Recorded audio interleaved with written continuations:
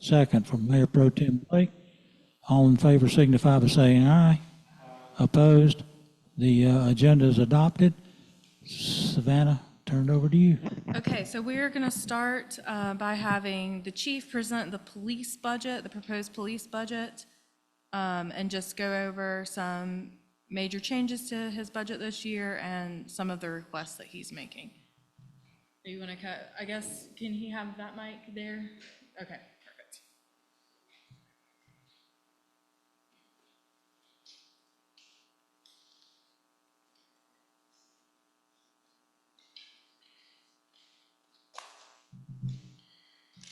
Oh, good afternoon. It doesn't feel like it's been a full year since we did this last time. Okay, so the proposed police budget for fiscal year 24-25. This is pretty much running over a lot of familiar territory here with not a lot in the way of major changes. In the past, traditionally, what I've always tried to do is submit as conservative a budget as I could. Not a whole lot in the way of pork in there, but just a smidge enough to pad us for any unforeseen expenses. This year's really no different than that.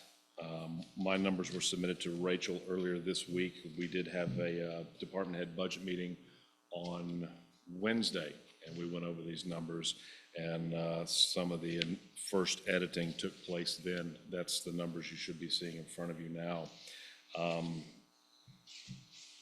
That the editing on those have made these estimates even more so conservative. 23-24 has been a very tight year budget-wise for us. We had a few surprises, the biggest being the acquisition of that police vehicle. What I have always seen traditionally is pretty good pricing on fleet vehicles, be it the sedans, SUVs. We're seeing it in some of the work trucks. Barry might touch on that. Pretty fair pricing in the past, in the years, simply because of the sheer volume that these things were coming out in. And also that's just good advertising for Dodge and Ford with so many police units stuff using those vehicles, and people think, well, that's what the police use, that's what I want. Chargers, Explorers, that sort of thing. Gone are those kind of days, I think, where we could get a SUV, for $32,000, $34,000. We're now heading toward commercial pricing on that, but we'll get to circle back around to that in a minute as we go down. We'll just run down the list a little bit. Overall, again, less money in this budget than what was submitted last year in general, so that's generally always a good thing if we're conserving where we can. So salary.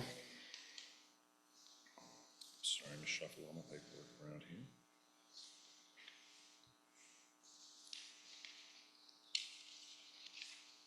Excuse me, that is one that has gone up in keeping with trying to stay current. One of the things I looked at in budget planning for this was taking into consideration trying to make us a more attractive department for a recruitment and retention standpoint.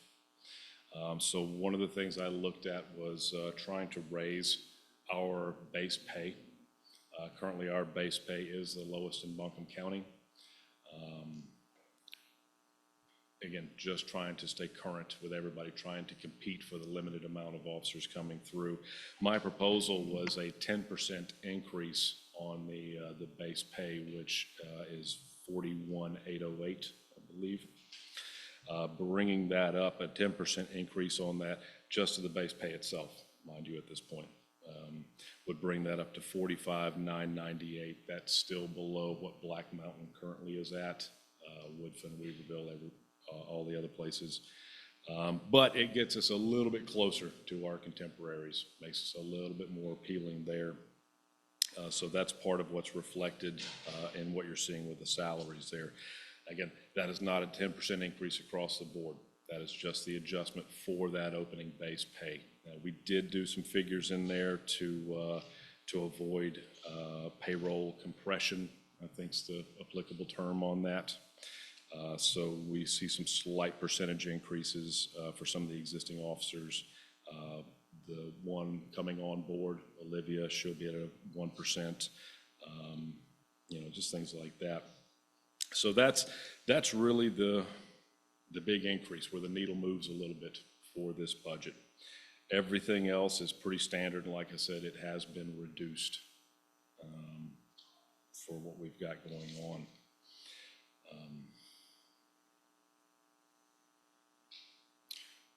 We do have a slight increase for our telephone budget. I believe we're going to be moving ahead with a shift cell phone, which I presume will be passed from officer to officer. Shift to Yeah, shift. I'll talk about that for just a quick second. So my idea there was, and actually I think it was Angie's idea, was to have an on-call cell phone that passed to whoever was on duty so that non-emergency phone calls don't have to come into the office. They can go directly to that cell phone, and hopefully we can, it's just easier for folks to get in touch with somebody, whoever is on duty, if they're out on patrol or whatever, if they have a cell phone. So that's the idea behind it.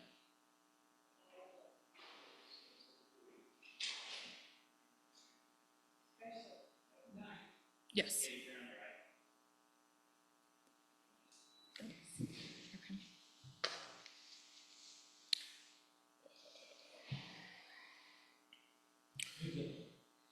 Oh, I'm sorry, step on the gas here. Yeah, so like I said, no major changes on that. As far as the anything else out of the ordinary, for dues and subscriptions, you're gonna see a line item called Power DMS. That's something I actually just became aware of in the past week and a half. So I'm just in the preliminary stages of digging into that a little bit. I talked with one of the folks down in Black Mountain PD. She gave me a kind of a cursory tour of what they're using and what that programming does. I talked with a vendor yesterday morning. In a nutshell, it is it's a policy management policy management software. So we will onboard to that all of our existing policy, the stuff that's being overhauled right now, any new oncoming existing policy, we'll be able to send that out. Officers can access it at any time, at any device, just looking in keywords like bear hunting dogs, parking, things like that.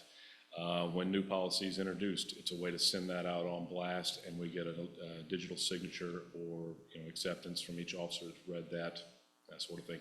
They're also developing, it's not come to fruition yet, a digital record management system. So our daily log, right now we're utilizing Google Docs for that.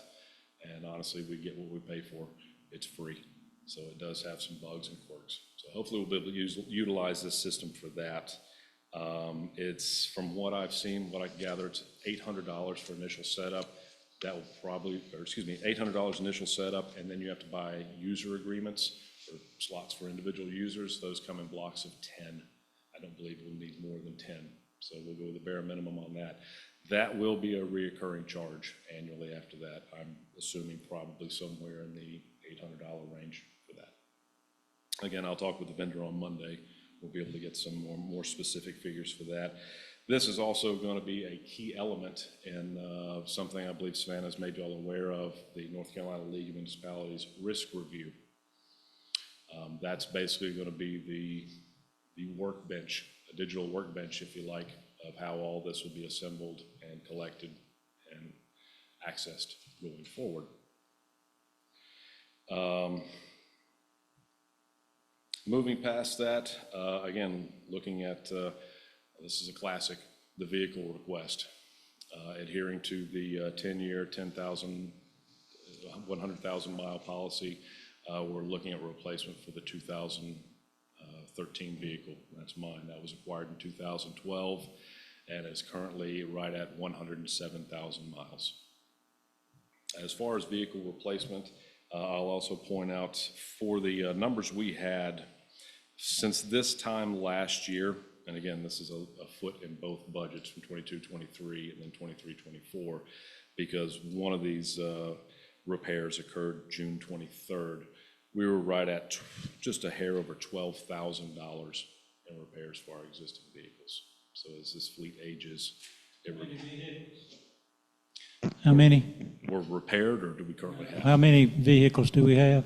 Do we currently have? We have 2 Explorers, the Durango. I can count more than 3 sitting here, over there at There's- the building. 2 marked Durango, 4. We have 4 vehicles. 4 vehicles, okay. So we're looking, there's, you may be looking at 2 numbers on your sheet. I'm not sure what you're seeing. Proposed cost for 1 vehicle is at $53,500. Again, those prices have gone up on us. That was one of the logistic problems in acquiring the Durango and all this. So that's going to cover the cost of acquiring the vehicle, upfitting the vehicle, putting all the emergency response equipment on there, and tax, title transfer, all that sort of good stuff. Chief, are those put out for bid? That goes normally by North Carolina Sheriff's Association state contract pricing. That's usually the best you're going to get. So That's- we don't have to put the police vehicles out for bid. We can go directly to a vendor who works with the Sheriff's Association to do that. Is it possible to buy a used one, since we've got some that don't get used that much? Well, I don't know about not getting used that much. Can we buy used vehicles? Certainly. The Durango, that was a used vehicle. So it's certainly in the realm of possibility. And I'll say right now, I know that you all don't have those sheets in front of you, but right now, we do not have those vehicles in the budget. The total for 2 vehicles is $107,000. So obviously, you guys can choose to fund both of them, choose to fund one or not at all, but they're not currently in there. Just wanted to make sure. They don't have these little sheets, so I just wanted to make sure that they knew that. Okay. As she mentioned, the proposal for 2 vehicles is if we were going, reflects moving forward with a take-home vehicle policy, which I was requested to develop. I don't imagine that's been brought before y'all. I don't know if that's something you want to discuss today or not.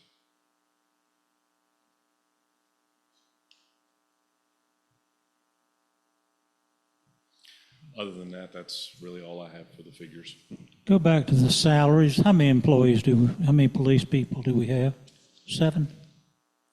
Full-time employees? Yeah. 4. 4 full-time. Once Olivia arrives, yes. Okay, so we're going up $22,775 for 4 employees? That'll be 4 employees and a reserve for the reserves. Counts the vacant position as well. So that's Oh. 5. What? That accounts for the vacant position as well. So that's Okay. 5 positions. Okay, And that also includes COLA and merit. Yes. oh, okay, that was gonna be another And question. reserves, yes. Okay, and Chief, do most people realize or police people, when they apply up here, that we're not comparing apples and oranges? I mean, it's hard to compare us to Black Mountain or Asheville or Woodfin or some of these larger municipalities. These retirees are basically peaceful people. I understand that, absolutely. I make that as clear as I can, and the apples and oranges sort of thing. There are a lot of differences. Now, quite frankly, there's some hardships into working here that you don't see with other agencies. I had a chance to talk with a young lady yesterday that came in. We did an informal thing to see about bringing her on. I let her know. One of the difficulties here is we don't have the opportunity for development and advancement. So an officer coming here looking to, rack up more classes and experience, it's not necessarily there. So that's not necessarily an appealing thing. What's the reason it's not there, Chief? Isn't that your job to set those things up to help advance people and give them the opportunities to do different things? You come to us and say, okay, let's set it up where we've got a sergeant, lieutenant, or whatever, and then they've got an opportunity to reach those positions. Isn't that up to the leadership of you to do that sort of thing? Yes, sir, but in order to conjure somebody to fill in staff, to fill in the shifts there while officers go to school in Edneyville or Salemburg or things like that for a 4-day class, a 2-week class, whatever that may be, we just don't have the people to do that. Moreover that, running one officer per shift, when you pull at that thread a little bit, it becomes very obvious.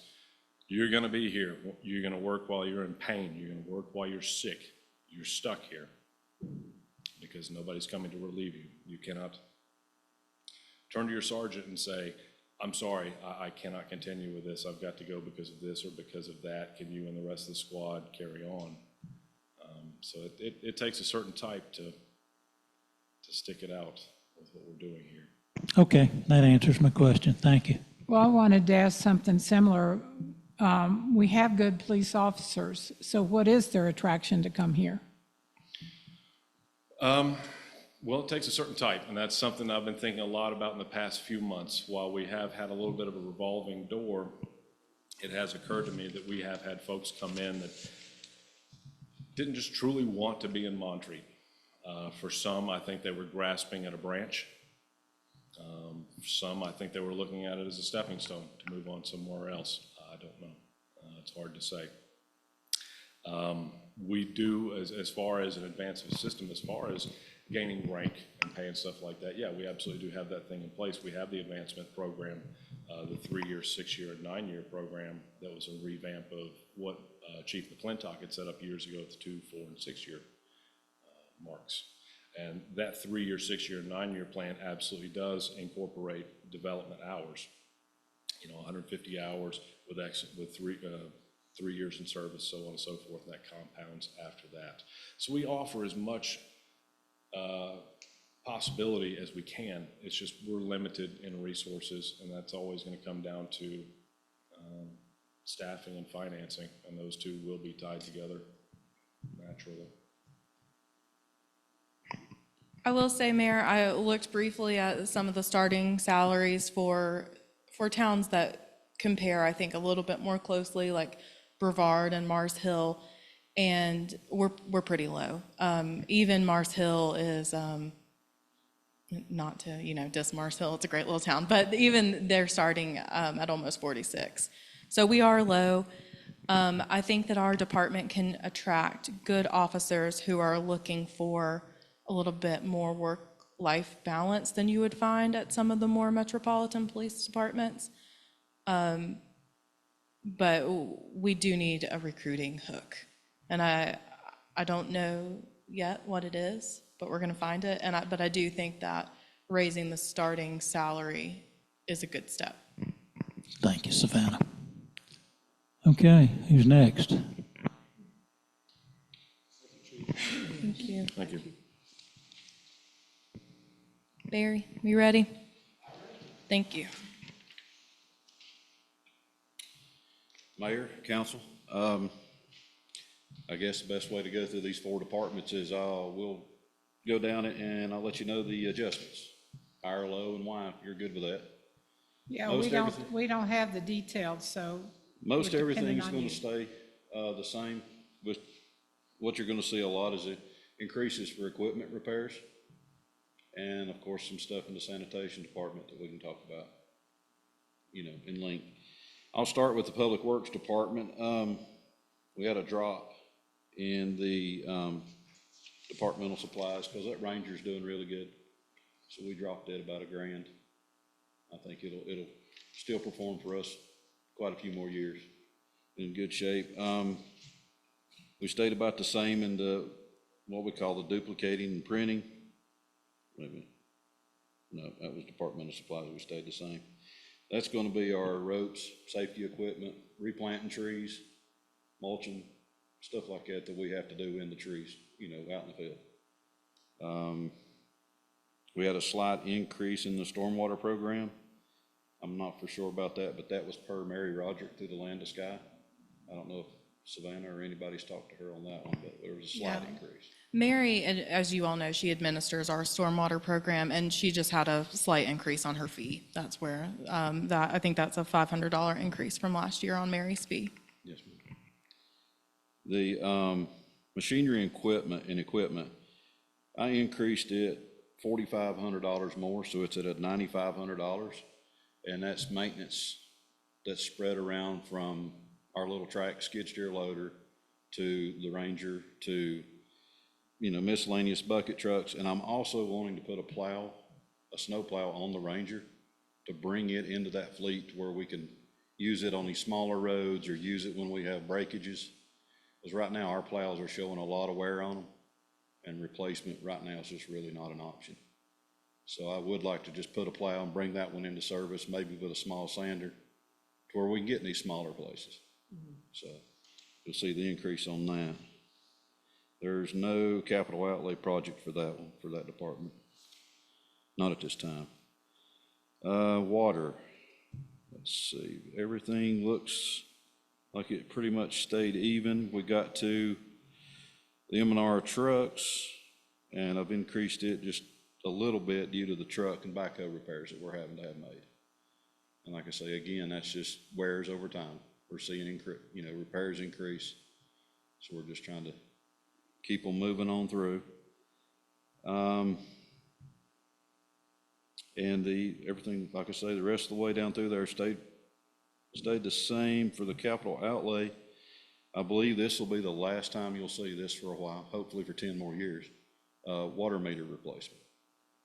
We're gonna look at replacing 200 more meters, and hopefully that'll be able to straighten out our water income that we've been having quite a bit of trouble with. So. Yes, sir. It's the actual meter, it's not the reader, or is that all in one now? What I'm replacing is, I'm not seeing any wear or any damage on the meter itself, the meter body. So I'm replacing the register with the antenna and what they call a minode. So later on in the future, 15 years down the road or 10 years down the road, when you want to improve your system, you can really expand on it in different ways, from Angie and Rachel and Miss Davy checking meters here. You'll be able to expand that. Plus our old antennas, they don't even make anymore. So it's kind of Okay, we have to. thank you. Yes, sir.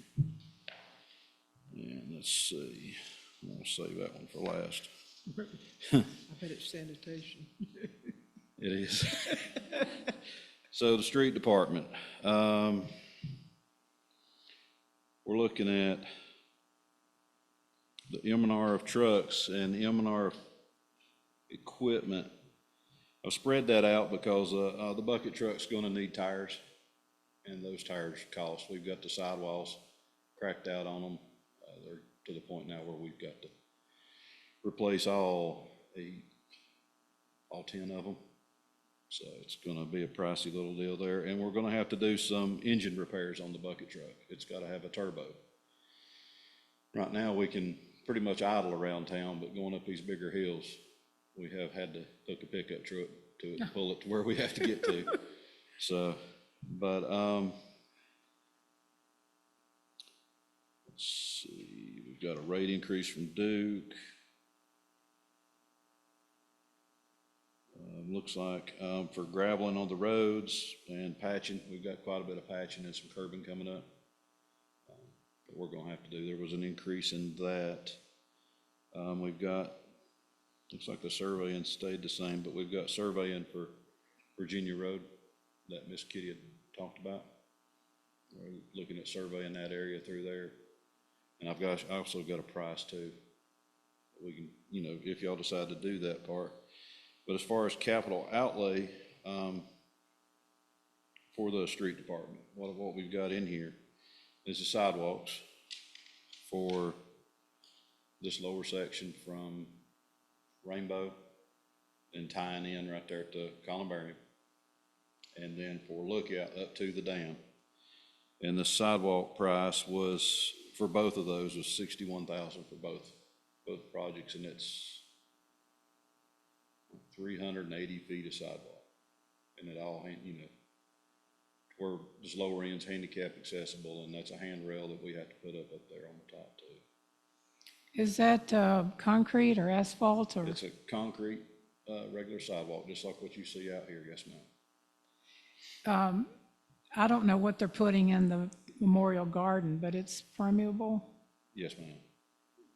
Yeah, that product right there, I've heard mixed reviews about right now as far as environment.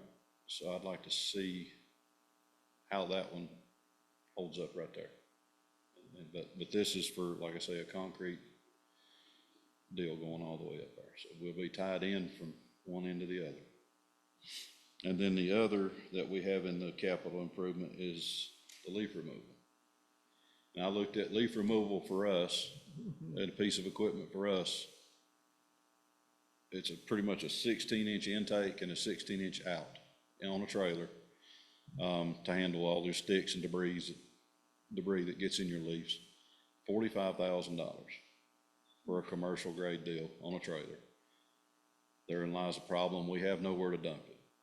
The dump that we use for brush on Norfolk will not take them. The dump that we were using prior to the Oklahoma site on number 9, he will not take leaves because it actually caught on fire over there. And then, of course, y'all know we lost the site up on Oklahoma. So we cannot dispose of it. So I reached out to 2 vendors. One of them failed to get back to me until yesterday, and his price was just not even discussable. But this one here was at $40,000. And I talked with him about him setting a route. I give him a map of what we have and kind of set it up like our meter routes with 6 different zones and said, here's the zones. You can plan your schedule, plan your pickup, the days you're going to be there. That way, he's not looking at us when he fails to complete a pickup saying, well, you put something out here that I can't do. I want it all to be on the vendor if this is something y'all decide to do.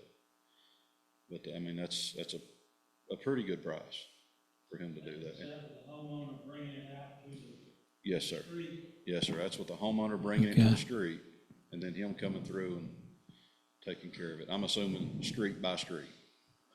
Have you thought about charging for that? I have thought about charging for that.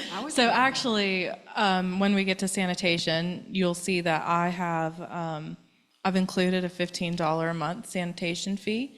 Now, the leaf collection is not in our sanitation budget, it's in our streets budget. But because of the increase, the leaf collection is expensive, and not to get too far ahead, but we also need to do some improvements to the convenience center.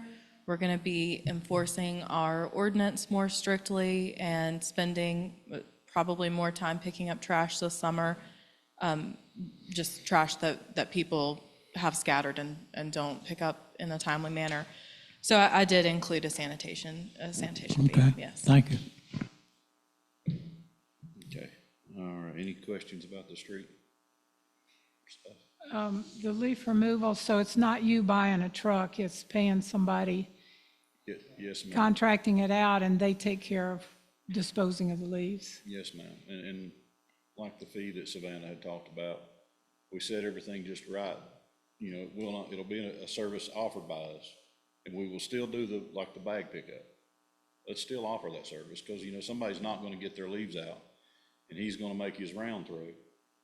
And we still got, still would like to provide a way for them to have their leaves removed. If they bag them, we'll still come get them every other week or whatever Drew does there. Or before a heavy rain, that way it's easier to take care of. But we'd still like to do that also. And we have a way to deal with that, So right now, I think that you don't want to pick up something that a commercial outfit, landscaper has come in and bagged up, 50 bags of leaves. You don't take those. But that would be okay with the leaf removal. With the leaf removal, and right now, if somebody has put, I don't think we have a limit on bags, do we, Miss Angie? No. So if somebody puts out the bag leaves and they give us time to do them, we'll get the bag leaves up. Now, the brush, we've kind of put a little limit on that part, but the bag leaves, we hit it pretty good. Okay, I thought if you hired somebody, landscaper or yard person, that you didn't want them. That's usually pertaining to brush and trees. Brush and trees, yes, ma'am. Oh. There's a limit, but it's not whether somebody, you have a contractor or not, there's just a limit on how much brush, as I recall. Yes, we'll pick up 1 cubic yard, pretty much what you could put in the Ranger my little truck is what we'll usually pick up. That way Drew's got time to get all around town the best he can. And then the next week he'll come back. We've actually got a situation similar to that right now we're working on up in town, so. Okay. And of course, like I say, I want to put all responsibility on the vendor, you know. We'll pay you, now you handle it. And we'll, like I say, we'll still offer our services. And if somebody wants that, we'll still take care of it. All right, so now sanitation. I'm gonna have to get something to line out here. The M&R of equipment, we're using, like I say, one of the trucks we're using is the original pickup truck from when we started sanitation. So we're gonna actually have to start putting some repairs into it. It's got to have a rear end, and when you get in it, you actually almost sit in the floor. So we're gonna look at putting him a seat in it and everything for that. The M&R of equipment, that also includes, there's fees in here, there's maintenance that we're gonna have to do around the dumpster site. You know, just upkeep. That stuff's increasing every year. The M&R trucks, the 550 that he drives around picking up everybody's brush, leaves, the trash, we're gonna have to put a transfer case in it this year. And it's out of warranty, so we're gonna get the transfer case and we'll be able to put it in-house and cover it with the increase that we have here. His supplies, the purchase of bags and the gloves that the guys are using now. Just the black Nitrilite gloves, the prices on them are ridiculous, and we're going through them pretty quick. They change their gloves out 8 or 10 times a day, depending on what they get into. Of course, duplicating and printing. I think I got something about the sanitation calendars in here. We'll see an increase on that. The contract services for the dumpsters, tipping fee, the tipping fees have dropped.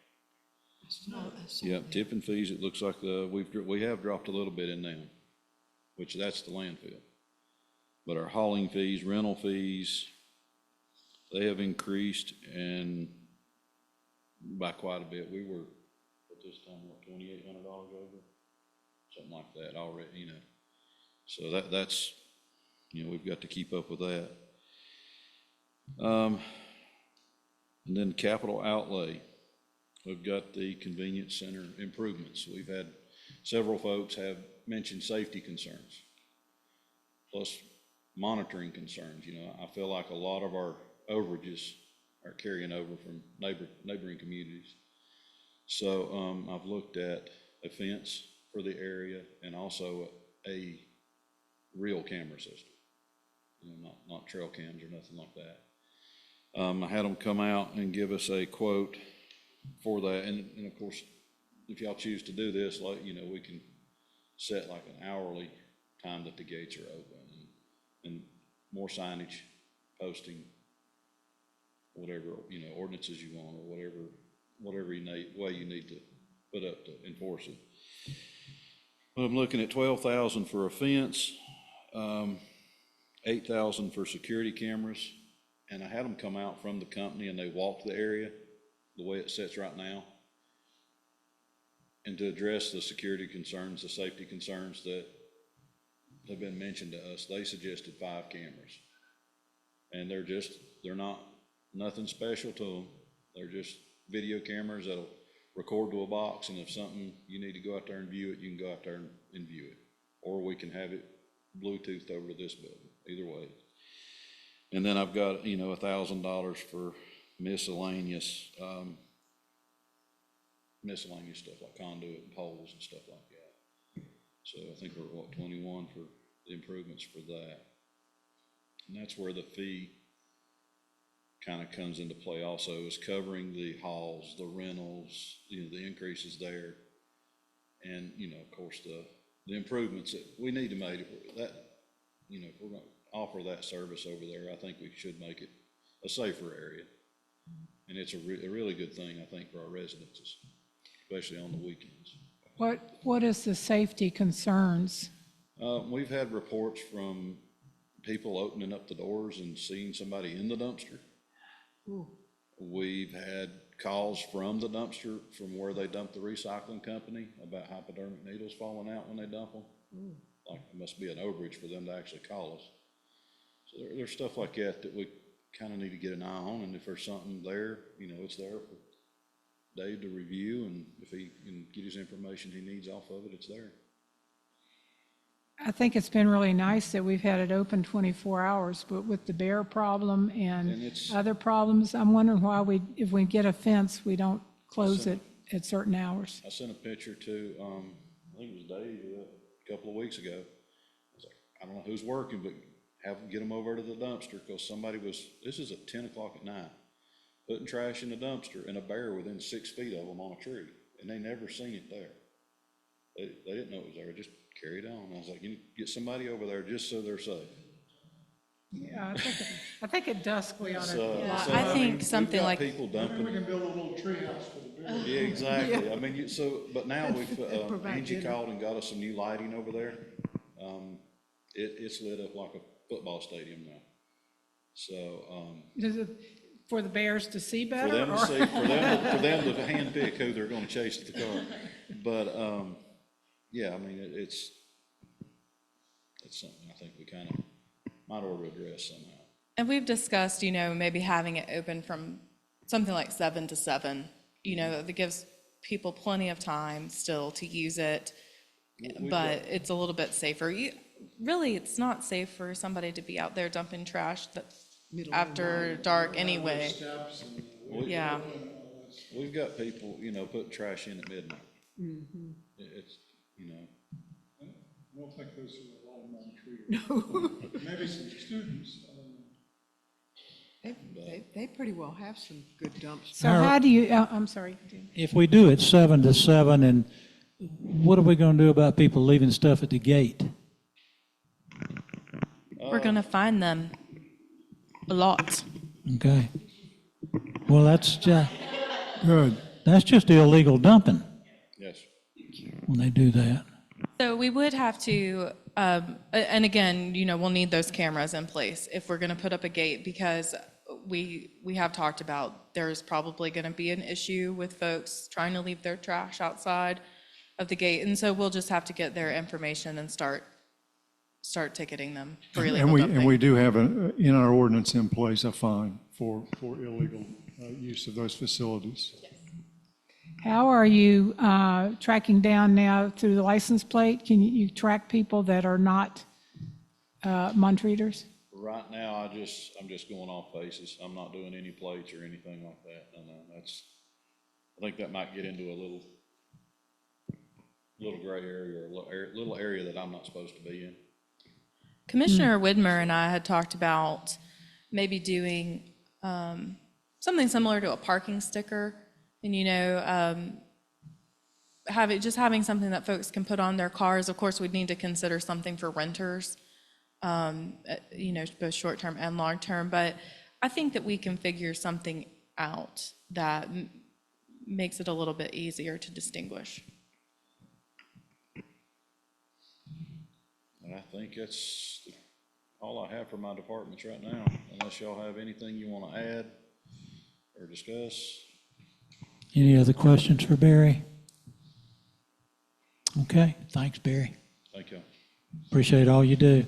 So one quick thing I want to touch on, Barry originally had in his budget, Virginia Road widening, which is $36,000, and Overbrook Road paving, which is $50,000. Those are not currently funded in the budget, but I just wanted to mention that those projects might be good use of POW bill funds, just depending on how much we get in this year. So I especially would like to get Overbrook Road paved, so maybe if those funds come in for enough to do one or both of those projects, that would be something to consider. I'd also, I don't know if you ever been up on Arkansas? Yes, sir. Oh, that's terrible. It's a terrible road. It needs to be paved. I bet you do. But it's a pretty one. Okay. All right, I know our agenda says I'm going to talk about insurance next, but if it's okay, I'm just going to briefly run through the administration budget before we talk about insurance.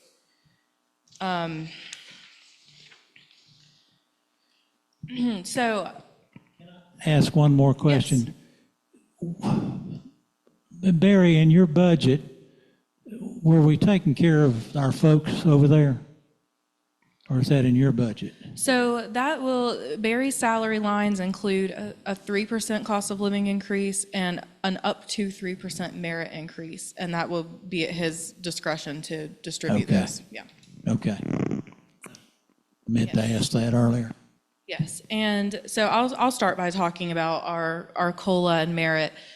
I think I originally talked to you all about doing a 5% cost of living increase, and after discussing, I think potentially it was with Commissioner Widmer again, doing a merit increase instead of just a straight cost of living, and I do think it's a good idea. We're going to make sure that we all use the same template so that it's, as fair as possible. We're using the same metrics to measure performance. And it's just motivating, I think, to have a merit increase available to you. So currently in the budget, we have funded a 3% cost of living increase and an up to 3% merit. And of course, not everyone will get 3%, I don't think, but that is what we have in there right now. We are dropping the professional services line because of our new contract with Allenstall and Kilbourne. We have, for the last 2 years, we have funded for legal services $60,000. I'm going to drop that to $50,000 this year. I think that gives us more than enough room to be comfortable. We are experiencing increased costs with Electronic Office, who is our IT provider. They're going up quite a bit, which it's not an unreasonable amount, I don't think, for the services they provide. But just across the board, we're seeing those types of increases. But other than that, other than those things, our administration budget has stayed, I think, pretty lean. The board approved in 23-24 533, and we are proposing 561 this year. So that's with the salary increase, there's increased fees for Electronic Office, and there will also be, and this will lead us into a discussion of insurance. We currently have insurance through the North Carolina League of Municipalities. They're going to go up 5%. It is decent coverage, but it's not fantastic. And so Rachel put together some numbers for us. So we're currently with MedCost through the League of Municipalities, yeah. And our total paid by the town is going to, per month, is going to go up to $21,617. We could go with United Healthcare, and there are two options with that. And Josh, will you pull up the PowerPoint, and would you just do me a favor for the sake of time and skip to slide 11? Is this insurance you're talking about, healthcare insurance? Yes, yeah, employee health insurance, sorry. All right. Yes. So I just want to let you all see kind of the comparisons of what Rachel has put together. Need a mirror.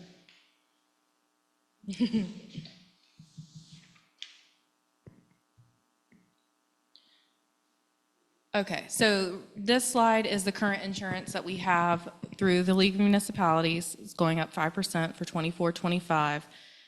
And then, like, is there any way, can we make it bigger, that part at all? If not, it's okay. Yeah. Does that help everybody? A little bit. Okay. And we don't have to run through all these specific numbers, but there are two plans that we can look at for United, one of which the monthly premium, okay. Okay, so our United Healthcare quote here, this is just employee insurance. Where did that number go? The monthly total cost to the town, that's not right, is it, Rachel? I'm looking at the paper you gave me. Sorry, I should have asked you this before. I just want to make sure I'm telling you the right thing. Yeah. Okay. Okay. So the monthly cost for United Healthcare option 15 is $15,000, $15,026. So that's quite a cost savings between that and the League of Municipalities. And that's pretty basic United coverage. It's slightly better than what we have now. Another option to look at, I didn't see what with the municipal league amount was. You said Sure. United was 15,026. and for the League every month, it is 21,617. Okay. Yes. Yeah, that's significant. Yes, it is. And so another option that we would have would be to provide family insurance for our employees. So at the cost of the town. Right now, we cover, employee health insurance, and we do have the option of providing family health insurance if that's something you all are interested in. It is, obviously, it's more expensive. I forget, Rachel, can you tell me how much more expensive it is every month for the family versus the? Sorry, thank you. She did all the research on this, but she didn't want to talk to you, so now I'm making her talk. So going with the United Healthcare option number 16, it was $2,457.82 more per month to cover families. And option 15 was only $1,189.16 to cover families. It was only $1,189.16 more than what we currently pay per month to cover families. So there is a little difference between option 15 and 16 with United Healthcare, but With option 16 being obviously the slightly better coverage, but both are good. yeah. All these options. Yeah, and I wish you could see the spreadsheet better, which I can send this out in an email. But right now, what we have in the budget is the League of Municipalities insurance. And 617, yes, is that a year? that's monthly. Per Yeah. employee, Right. United 1,500. is 15.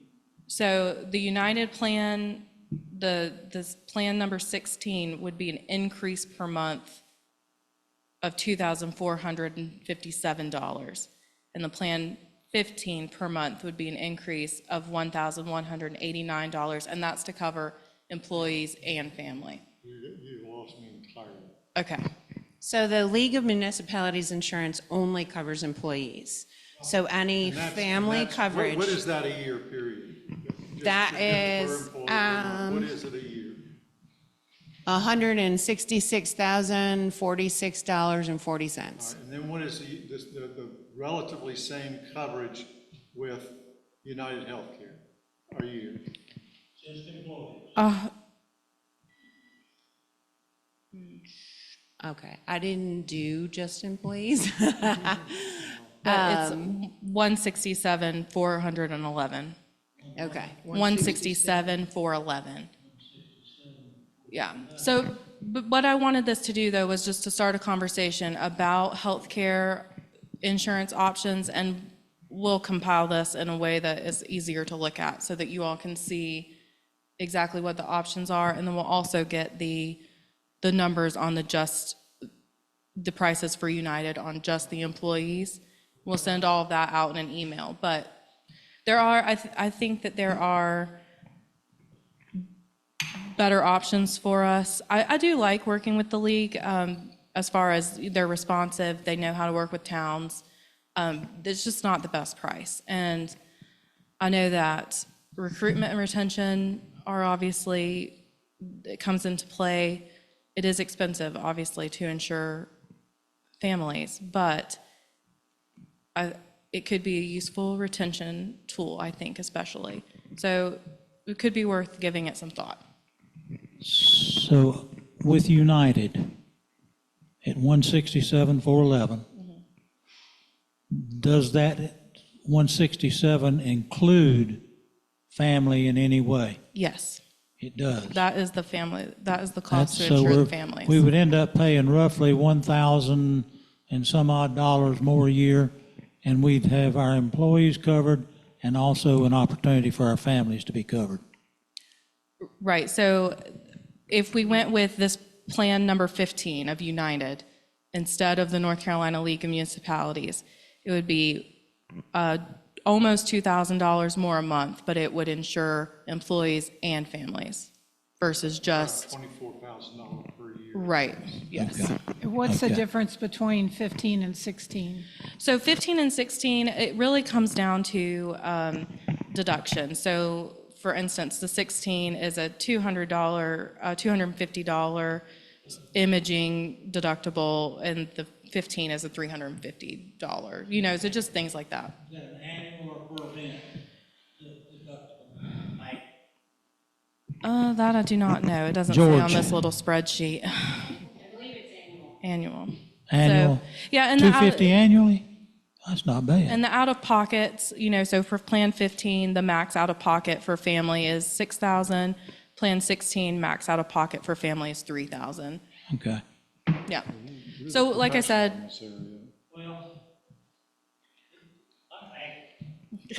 George, Savannah is right in that it's a tremendous retention tool for employees to have an opportunity to come work and have their families covered. It's for police, for public utilities people, it's a tremendous retention tool. Somebody thinking about leaving, because a lot of companies don't give their employees that opportunity to have family coverage. So I think it's something we really ought to consider. it will, and I'm sorry that we didn't have it more organized today, but we'll email it out and we can talk about it at our next workshop. But I just wanted you all to start thinking about it, and we'll get it sent to you.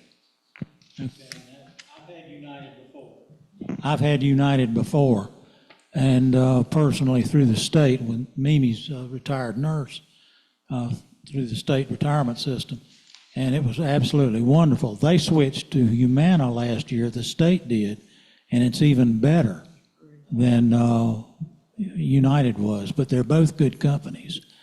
Are there any other options out there that to be looked at? Rachel? So I looked at Cigna, which they said they were with the league, which the league is switching to Cigna Insurance. I did not look into Blue Cross and Blue Shield only because I couldn't find, I did email somebody to try and get quotes, and I got no response. But I will say that working for the state, when I did work for the state, I actually did insurance billing, and med costs is not covered by as many doctors in the area, nor is Cigna.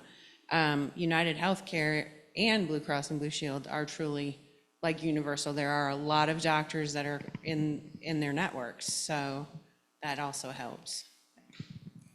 Yeah, so just to recap what we've talked about today, and I know we've gone a little bit long, so thanks for being patient, but right now, what we have in the fiscal year 2025 budget is 2.88% higher than fiscal year 24 budget, which I think is pretty good when you consider how rapidly inflation and costs are rising right now. How are you projecting income? How are we what? How is income being projected to increase? Mike, Based on the numbers you're getting now. Mike. Mike, okay. Let me look at my revenues. I thought the mic was working. Okay. Let me find my right paper. Okay. 1 second. I mean, is that 2.8%, and are we looking at those numbers being realistic when we look at our income as this now being projected by the League of Cities? Yes, so right now, actually, what we have is balanced for our, you know, what we have talked about today is all balanced based on our projected revenues. So for sales tax, for instance, League of Municipalities is estimating 2%, which is pretty conservative, so that's what we put in. Beer and wine tax, we kept the same. Sales tax, we are going up from 434,000 to 440,000. I spoke to Richard DeBose about the community service fee, that he anticipates that inching up just very slightly from 43 to 47 or to 45. So I think that overall our expenditures are pretty conservative relative to our estimated revenues. Yeah. which insurance figure is in the budget right now? The league, the North Carolina League of Municipalities, and we did obviously account for the 5% increase in there as well. So it's all set for that. One other thing to be thinking about, I know I've talked to some of you about potentially getting a loan and financing the Texas Road Bridge project. We have $100,000 set aside for that right now. We are anticipating it's going to cost about $250,000 total, all in. The bank came back with pretty good terms. This was just a phone conversation. He hasn't sent me anything official yet. So if we decide to go that way, I think it's pretty reasonable. However, we could also talk about appropriating $150,000 from fund balance to pay for the bridge and to get it done in this fiscal year. So that would be another thing to think about if you are open to appropriating from fund balance. I think at the end of the last fiscal year, according to the auditors, we had $900,000 in fund balance. The number we set was 400, so I think we can do that pretty comfortably and just get it done without a loan. So that would be my recommendation. Is that just phase one of the bridge, or is that the covered part? That's it, all in. All in? And they prefab? Oh, That's not a covered, right. Okay. So this is what we talked about, kind of a prefab bridge. This will cover, the engineering cost, the construction cost, getting that prefab bridge into place. And then also, I think, if we can appropriate from fund balance, we can look at doing a little bit more landscaping and, maybe a picnic area and trying to really make sure the aesthetic is there as well. okay, good, thank you. That's all I have. Thank you. Thank you, and thank staff for all the work they put into working on this budget. And we're meeting again Friday after next? Yes, the 24th at 4 p.m. Okay. You've given us a lot to think about. I know, and so the 24th, that will be my recommended budget. So if there's anything you want to talk about before then, come see me in my office and we'll chat. Okay. Anything else? You will send some of the, Kitty, how about a motion to adjourn? All right, I'll motion that we adjourn. Jane, how about a second? second. All in favor signify by saying aye. Aye. Aye. Aye in the mic. We stand adjourned.